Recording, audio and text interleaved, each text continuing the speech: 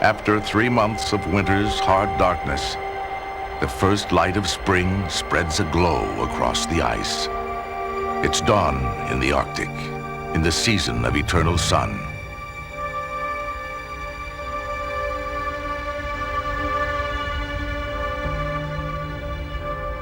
A lone predator stalks the ice in the early light.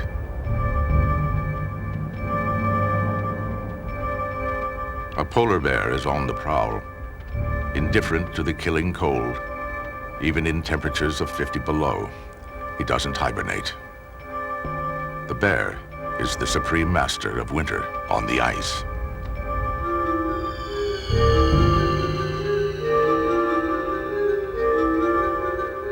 He can grow to 1,700 pounds of hunting power, but his life depends on one creature.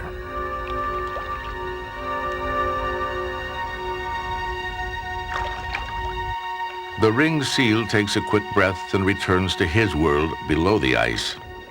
He too has endured all winter, just beneath the feet of his mortal enemy. It's April. A female is also on the ice, bringing her cubs out hunting for the first time. They were born 4 long months ago, and since then, their mothers had nothing to eat. Her sense of smell is so keen that she can detect her prey through several feet of snow and half a mile away. She seeks out ridges where drifting snow covers the breathing hole of a ringed seal. Inside this protective snow cap, a seal has dug a lair.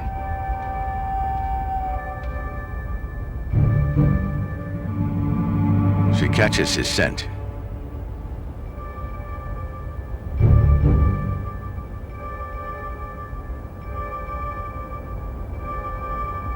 The seal rests, but only sleeps a few seconds at a time, its sharp hearing tuned to danger. A tense contest of the senses begins.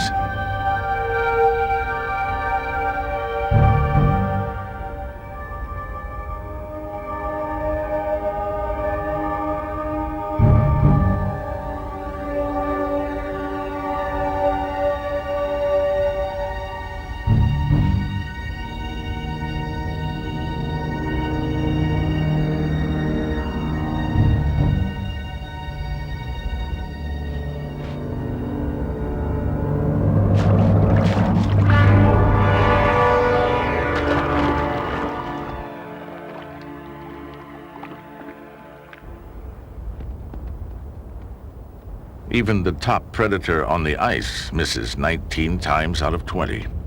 And yet the mother bear will need to kill at least 2 seals a week to keep her cubs alive.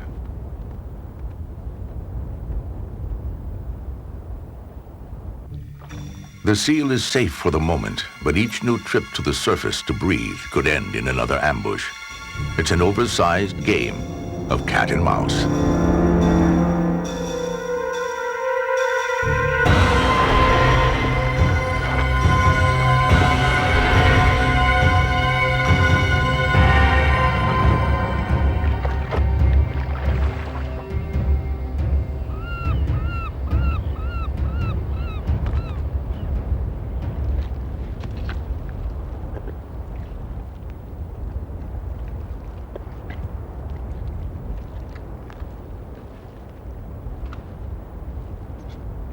The bear eats mostly the blubber, licking bits of fat from the snow.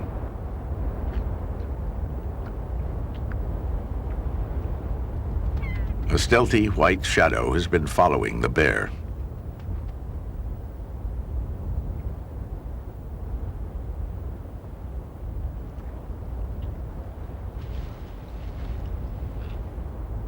An Arctic fox. For days he's been tracking the great hunter, crossing miles of ice in hopes of leftovers from a kill.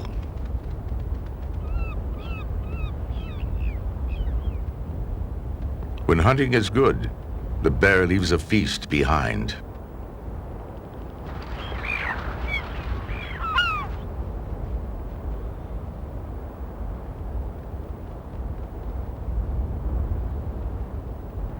The fox finds a morsel and buries it, a precaution against an unpredictable future.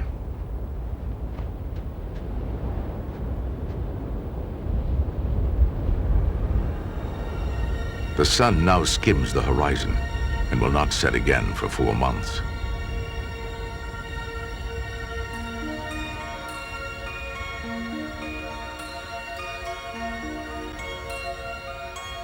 Day by day, it begins to take control of the ice in the seasonal tug-of-war between darkness and light.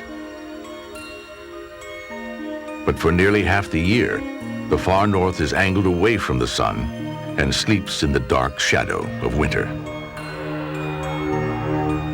Left in the deep freeze of space, the Arctic seas lie covered with 6 million square miles of ice.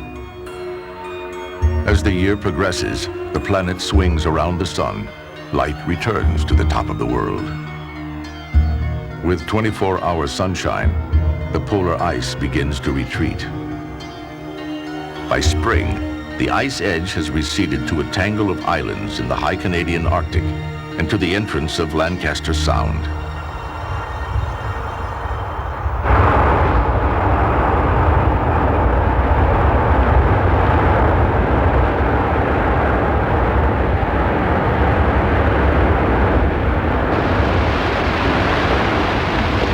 An icebreaker cuts the first breach of the year through 6 feet of solid ice. It brings goods to and from villages and mining outposts 500 miles north of the Arctic Circle. For the ship, the ice is an obstacle. For some, it is home. The Inuit have carved life from this place for 4,000 years. The ice is their world, and spring promises a rich season of hunting ahead.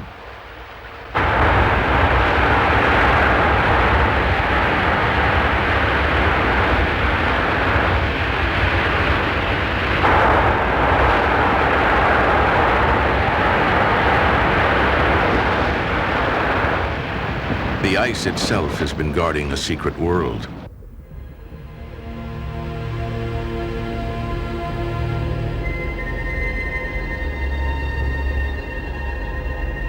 But now the crystal fortress begins to crack, its walls pierced by light.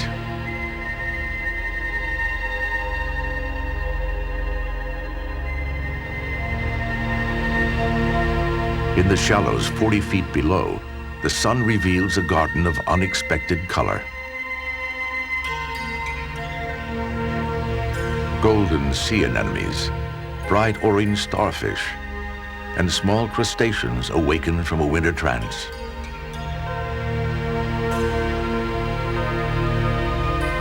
Overhead, the skylight of ice glows green with life. A vast pasture of algae now blooms on its surface, spreading across the sea for hundreds of miles.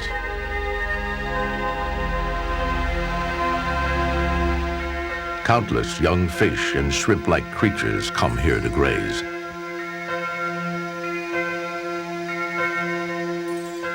These, in turn, become food for staggering numbers of Arctic cod. Protected by the shield of ice, some 500,000 tons of cod flourish in Lancaster Sound.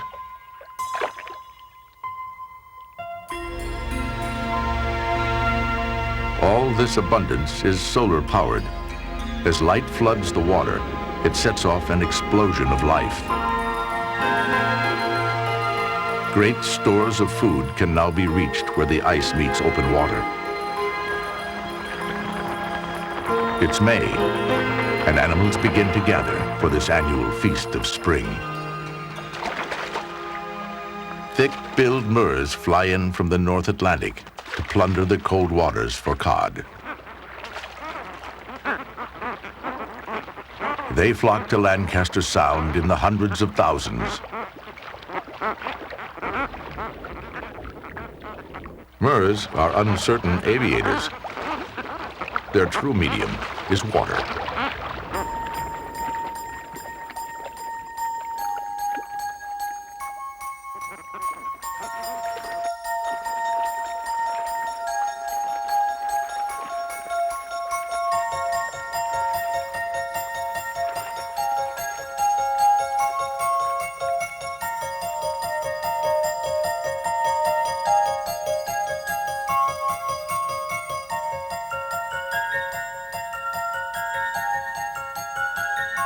Once beneath the waves, they're the Arctic version of a penguin. With short, flipper-like wings, they dive nearly 300 feet for 3 minutes at a time.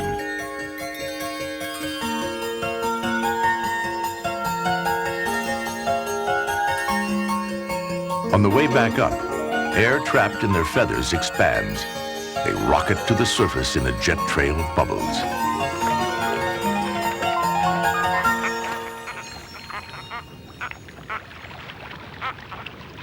At the ice edge nearby, a polar bear sensed the shifting wind. As though navigating by satellite, he continues to hunt across the same range, even as the ice turns into ocean.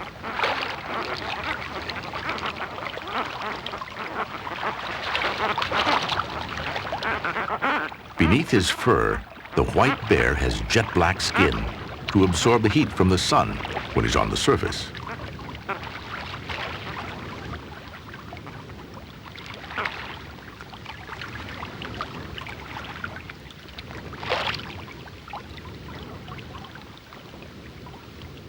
In the near-freezing water, 4 inches of blubber keep him warm and afloat.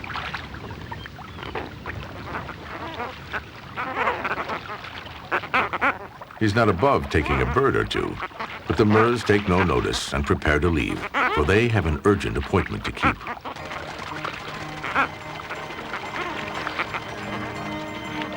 Timing is everything here, and the schedule is set by the sun. The Murs head for land.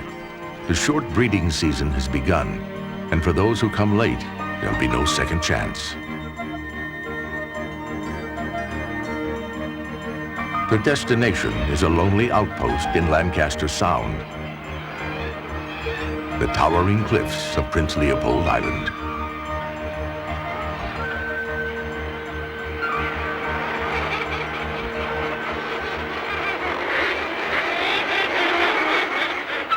500,000 seabirds crowd onto these rocky ledges, 1,000 feet above the sea. The Murs alone number almost 200,000.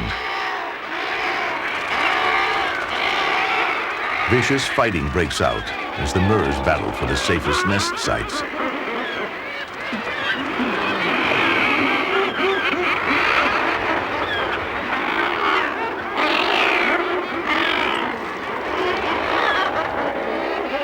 They lay only a single egg, pear-shaped, to prevent it from rolling off the narrow rock shelf. The stronger, more aggressive birds win sites midway down the cliff, leaving the weaker birds at the top, where they're most vulnerable. An Arctic fox has been stranded here as the ice retreated from the island. His white winter fur has been replaced by a sleek brown coat.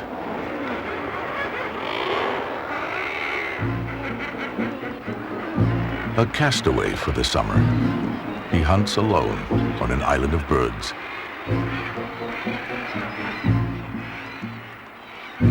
He heads for the cliff, the only place to find food on the island.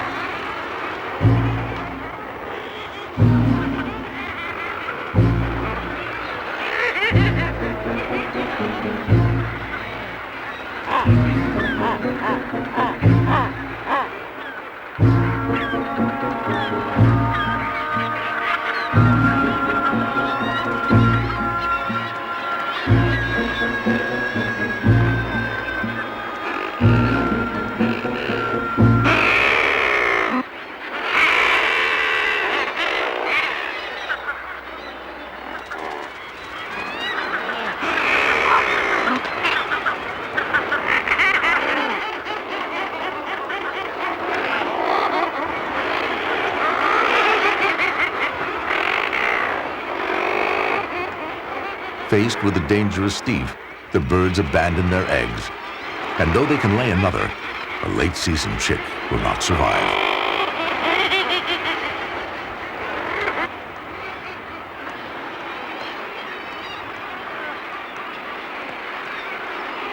The fox steals all the eggs he can reach, but he'll need dozens each week to stay alive.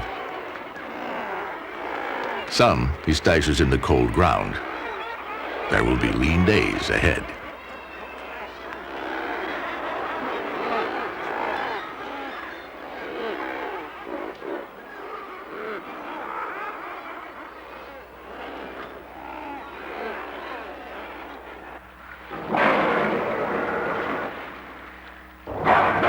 It's June. 100 miles from the island, a fleet of white whales has arrived at the ice edge. Belugas hunting for cod. The sea is suddenly alive with sound.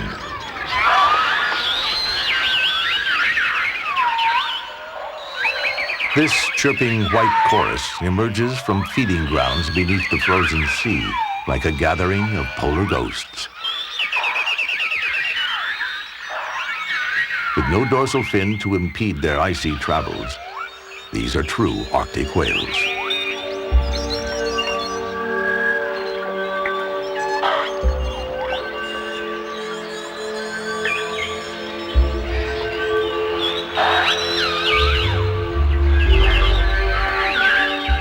The beluga's rich symphony of sounds hints at the complexity of their lives. Their sonar may be the most sophisticated of any whale. Navigating under miles of ice, they bounce clicks off shifting flows, using a kind of sound imaging to master their world.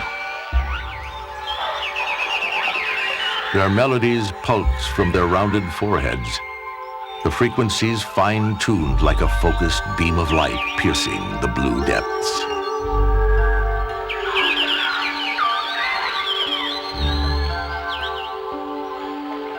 The bonds between them are strong. A mother and calf will swim side by side for 3 years. Shadowy gray at birth, they only gradually turn as perfectly white as the surrounding ice.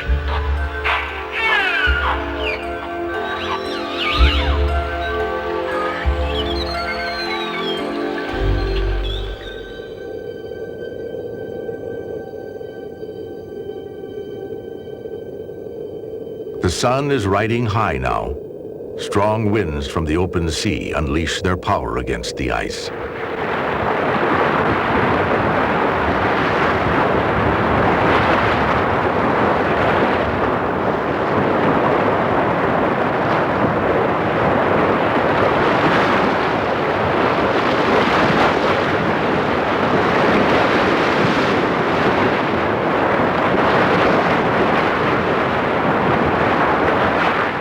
Beaten by wind and wave, weakened by sun and current, the ice fractures and begins to split apart. Immense cracks open behind the leading edge of the ice. These leads extend for miles, opening up new feeding areas and hunting grounds.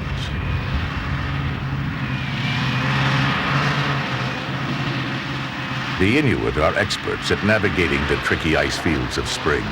It's a skill born of necessity, of the ancient need to hunt on this ever-changing surface.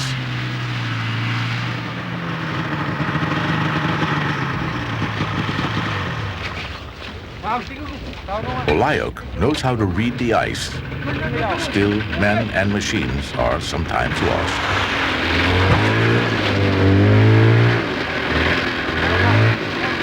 In the old days, entire hunting parties could disappear without a trace.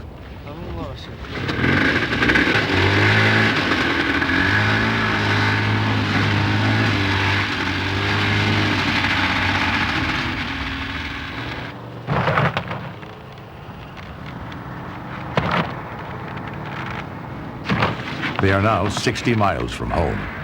They are hoping the trip will end in a successful hunt, but it may take days.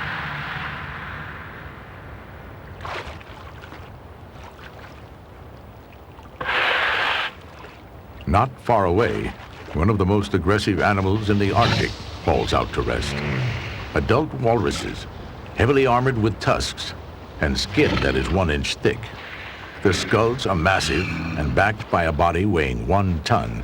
They can bash through 9 inches of ice. Out of the water, their only enemies are polar bears and human hunters.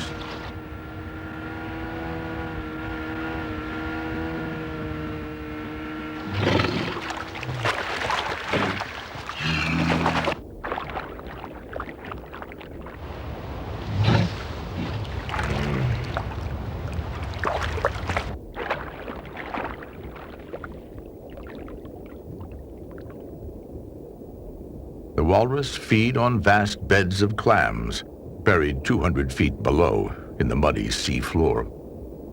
Each one can eat thousands of clams in a single meal.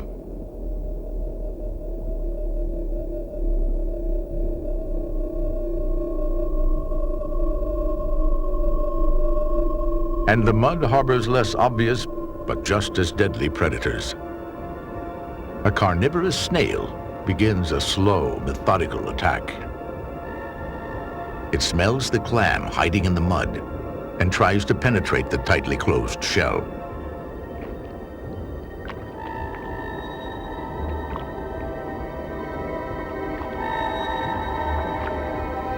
But the clam can defend itself with a strong kick from its single foot.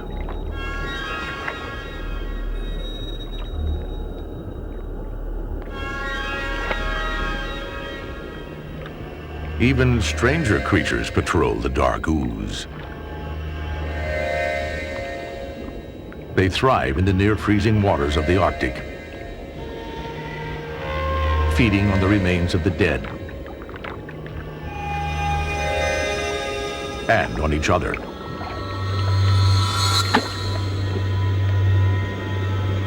Overhead, the surface is warming up.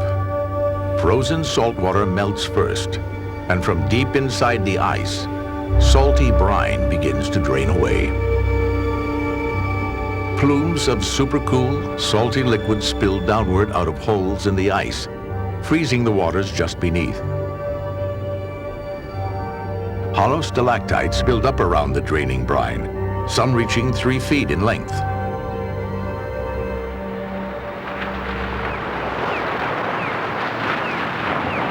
The waves continue to hammer at the ice, and the edge gives way under the relentless assault.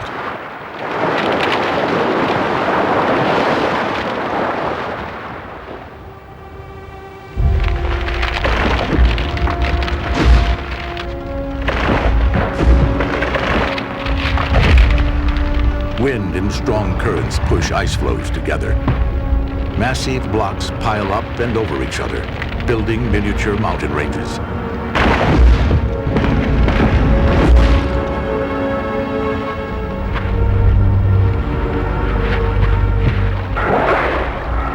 In the wake of the shifting ice, giants come to feed.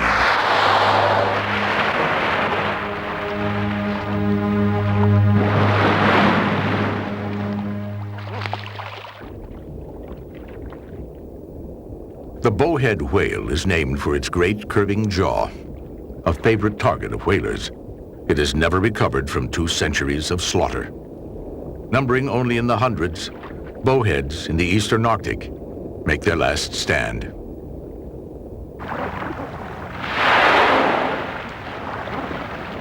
Reaching 60 feet in length, it's the largest animal in the Arctic seas, yet the bowhead comes to feed on the smallest. Energized by the touch of the sun, the depths now pulse with millions of minute animals.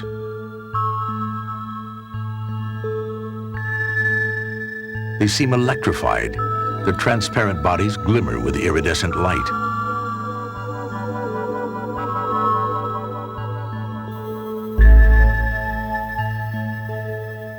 More liquid than solid, these delicate drifters are miracles of survival, wrapped in enchanting beauty.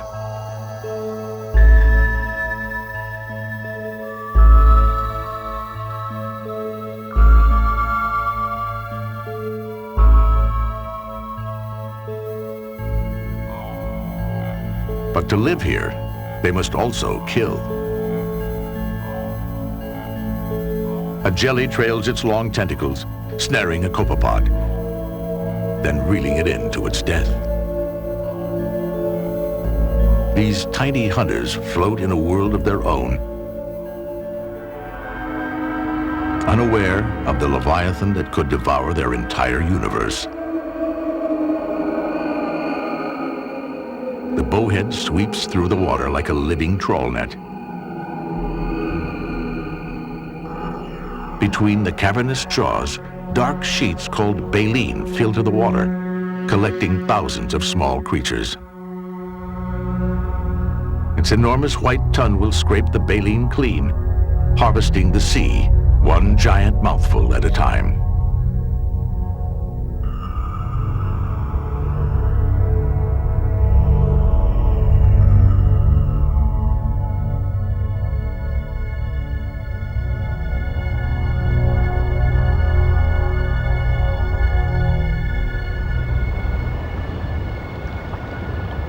The sun is winning control of the ice, and the surface pools with meltwater. Temperatures now reach a balmy 40 degrees. Dripping water measures the fleeting season, the sound of summer ticking away.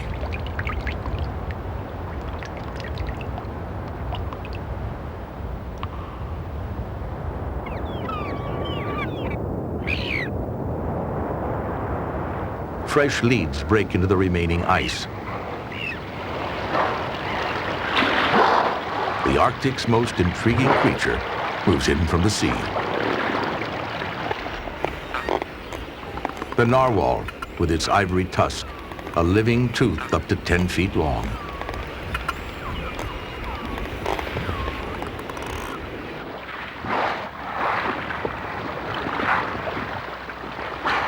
The whales converge along the narrow highway. This is what Olayuk has been looking for. Hunting is at the heart of the Inuit culture, a way of life and skill still passed down from father to son. It's a proud link to the past and the only way to live off the land in the Arctic.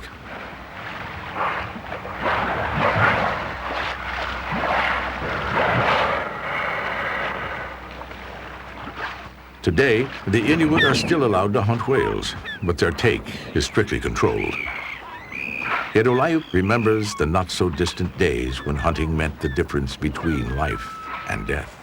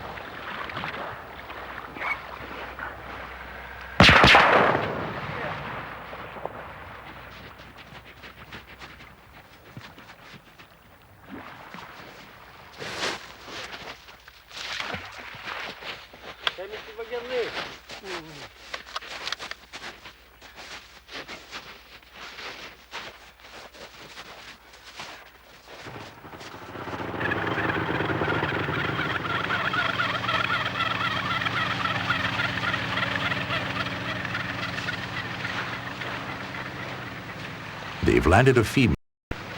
Only males have a tusk.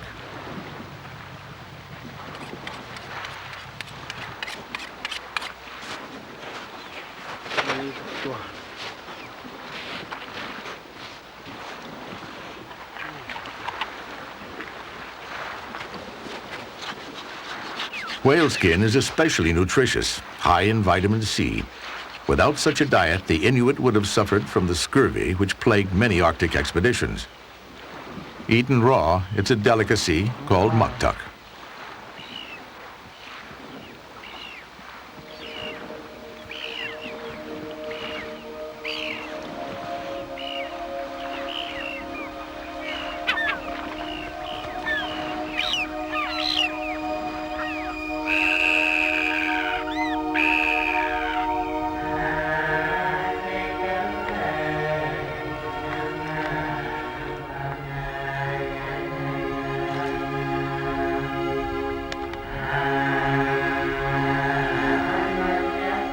In the still twilight of midnight, the narwhals joust, a slow, stately ritual of mythic beasts.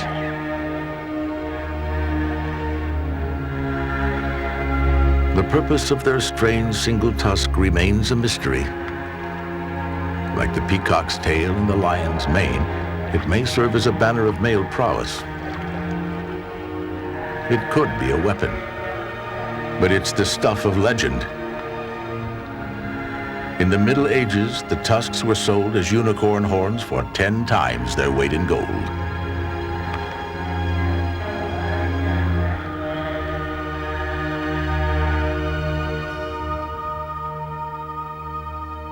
The sea ice is flooded now.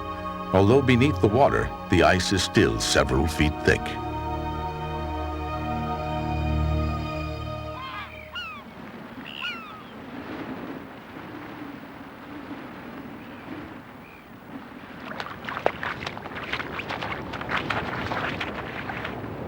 Out on the melting surface, an abandoned ring seal has lost her bearings. She has wandered away from her breathing hole and cannot find her way back.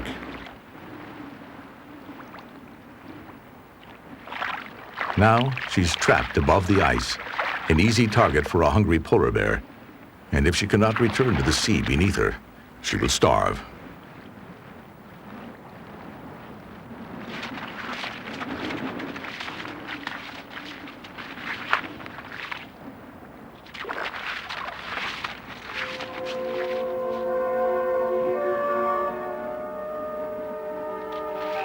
The young seal is now exhausted, but luck finally leads her to a hole in the ice.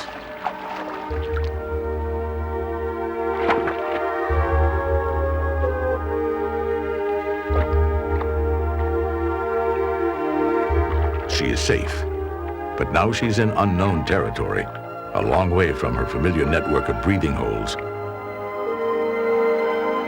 She won't stray far for a while.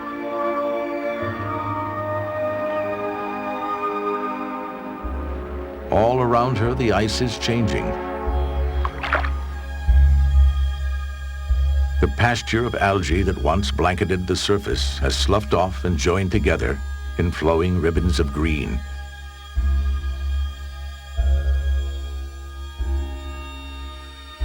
Long tendrils reach out to absorb light and nutrients from the passing currents.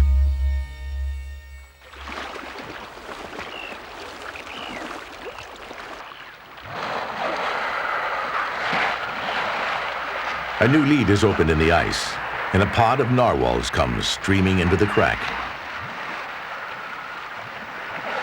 They usually travel in small numbers, but when fishing is good, hundreds may come together. As they enter the crack, these specialized hunters take a risk. The opening unlocks a rich store of Arctic cod, but the ice is still shifting. Without warning, the lead closes off.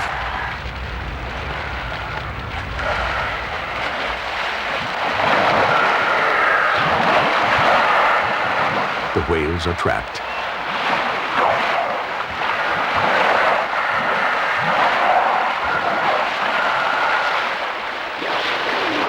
The entire pod must surface to breathe in this small pool of open water.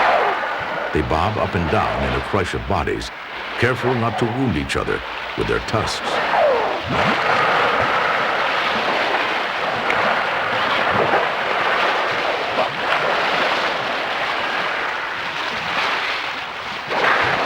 If the hole closes over completely, the narwhals will have to make a run for open water. If they don't find it, they will suffocate and die.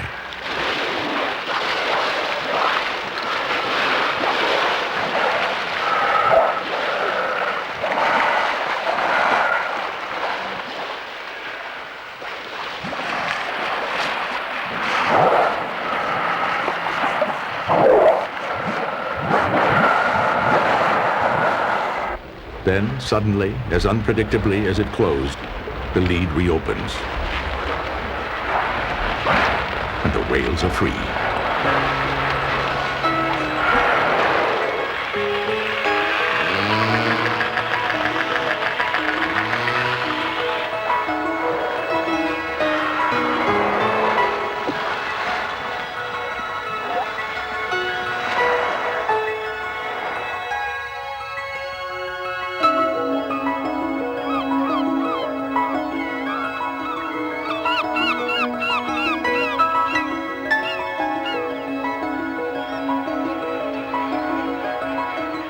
High off the cliffs of Prince Leopold Island, fulmars and kittiwakes ride the wild winds.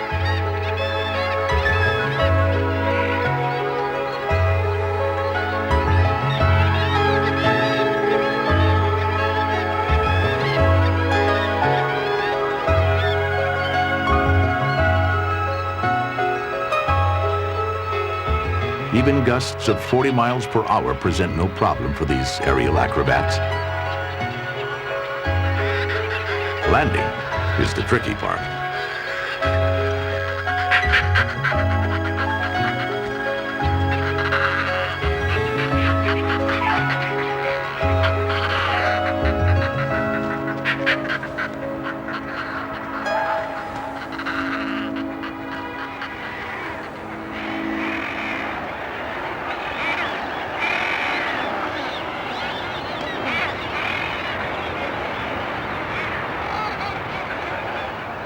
There's new life in the Mer colony.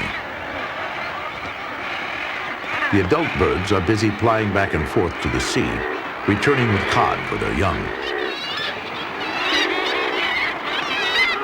The chick will need to triple its weight over the next 3 weeks, then feeds round the clock in the constant daylight.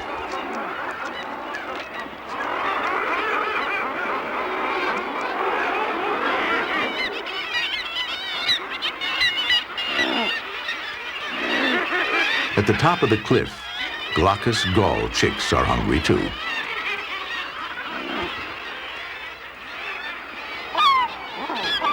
But gulls don't limit their diet to fish. This one goes hunting closer to home, looking for an unprotected chick.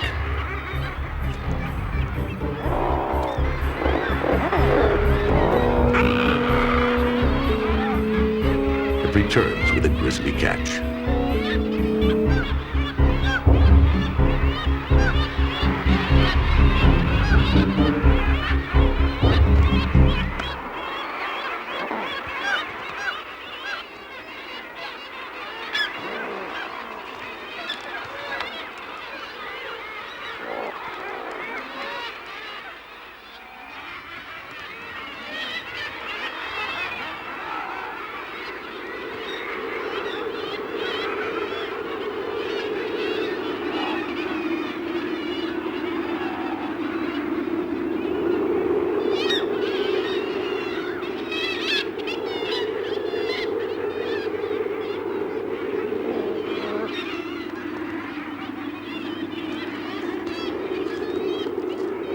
For the fox, these are hungry times. Egg-laying is over and the chicks have hatched out of his reach. He has only his store of buried eggs to see him through.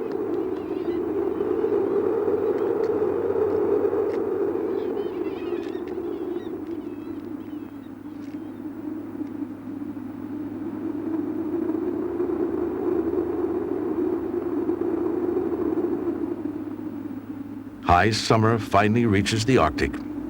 The last remnants of ice swirl near the shores of Lancaster Sound. The frozen sea is broken at last, drifting in tattered pieces on the current.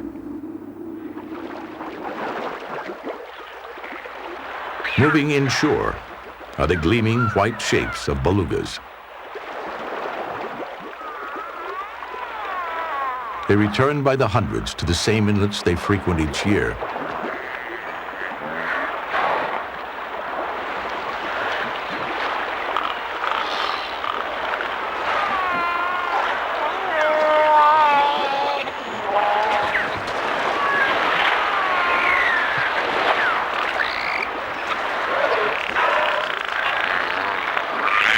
Their smooth, white skin has turned yellow and wrinkled. It's time to molt.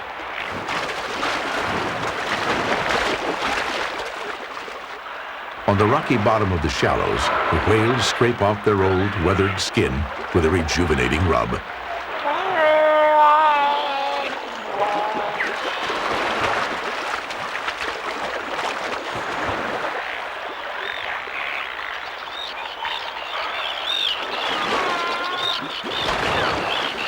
Terns wheel overhead and dive for bits of molded skin.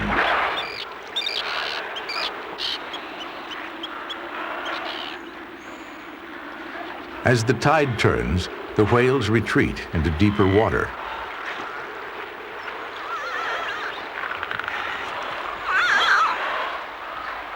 But one young beluga has pushed too far inshore.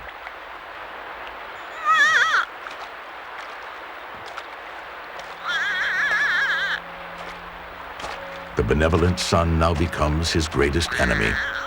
He could easily sunburn, and out of the cold water, he could overheat.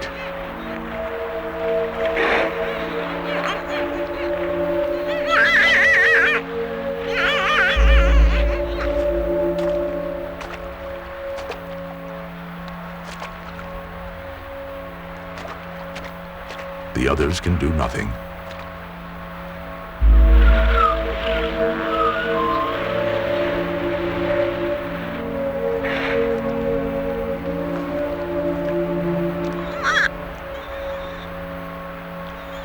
The rocks have cut his sensitive skin. All he can do is wait for the incoming tide.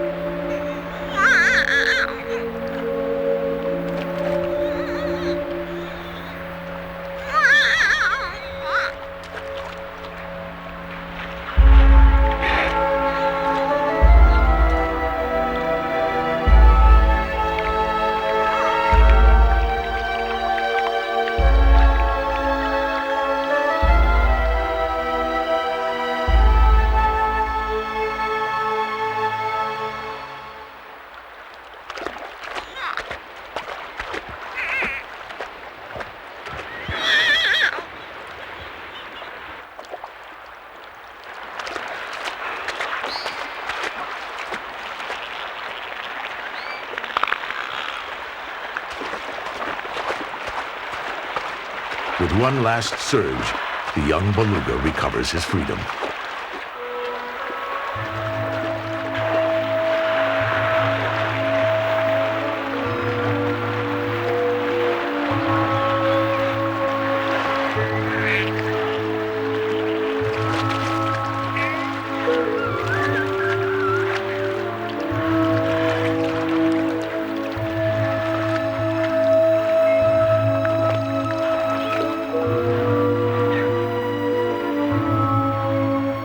It's only August, but autumn is closing in on the Murre colony.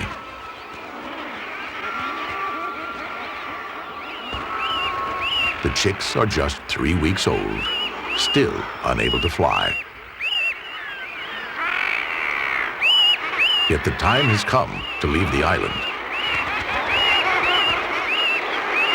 Escorted by its father, the chick makes its way to a gauntlet of hostile adults still defending their ledges.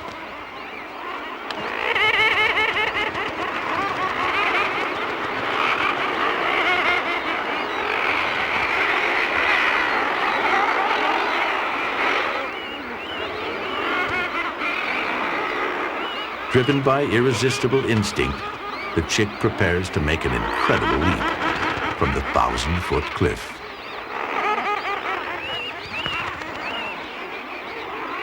With his father close behind, he plummets to the waters below.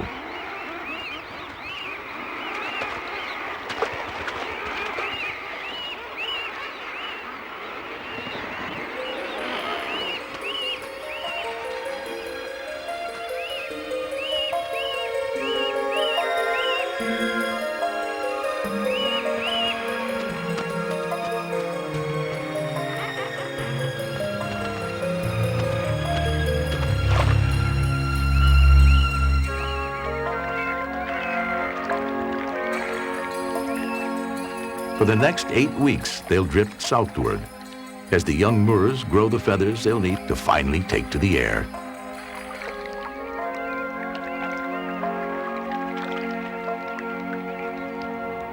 The fox is left alone.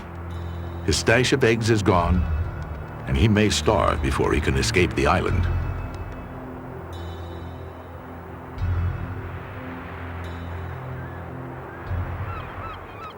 The moon now looks down on Lancaster Sound, the cold, pale face of the coming winter.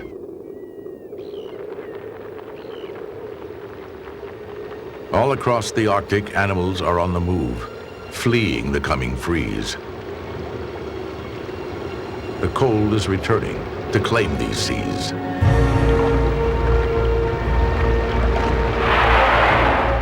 The great bowheads depart as their food supply begins to dwindle in the fading light.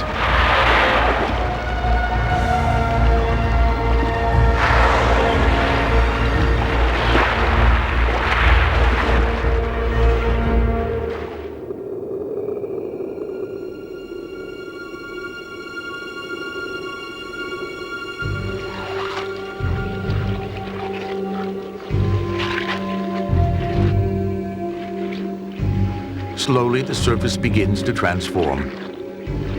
Crystals congeal into grease ice, then thicken into pancake ice. The season of the sun is over.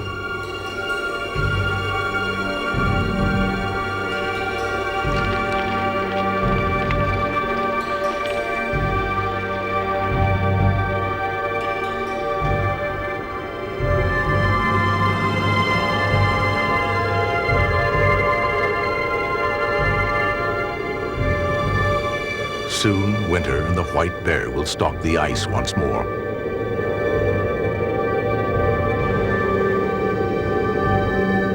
Cold howls across the empty expanse of frozen sea. Darkness deepens. The bear settles in to stay. And the Arctic turns once more toward the dark night of space.